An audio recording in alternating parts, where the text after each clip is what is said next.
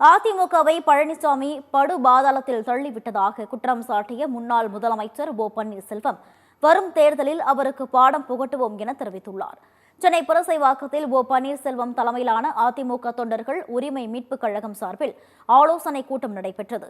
இந்த கூட்டத்தில் மாவட்ட வாரியாக நிர்வாகிகளுடன் கருத்துக்களை கேட்ட பிறகு உரையாற்றிய ஓ பன்னீர்செல்வம், எடப்பாடி பழனிசாமி என்ற பெயரை கூறவே வெட்கமாக உள்ளதாக கூறினார். பழனிசாமி பொதுச் செயலாளர் ஆன பிறகு 11 தோல்விகளை கண்டுள்ளதாகவும் அதிமுகவை பழனிசாமி படுபாதாளத்தில் தள்ளிவிட்டதாகவும் அவர் சாடினார்.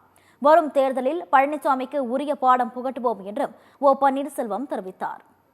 நம்முடைய கழகம் இன்றைக்கு என்ன நிலையில் இருக்கிறது என்பதை நீங்கள் எல்லாம் அறிந்திருக்கின்றீர்கள்.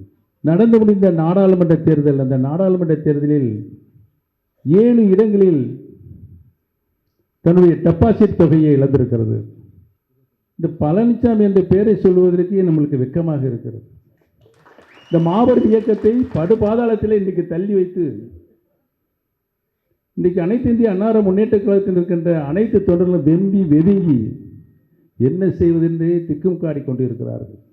அந்த நிலையை உருவாக்கிய பழனிசாமிக்கு வருகின்ற காலங்களில் நாம் சரியான பாடத்தை புகட்ட வேண்டும் என்பதுதான் இன்றைய வரலாறு.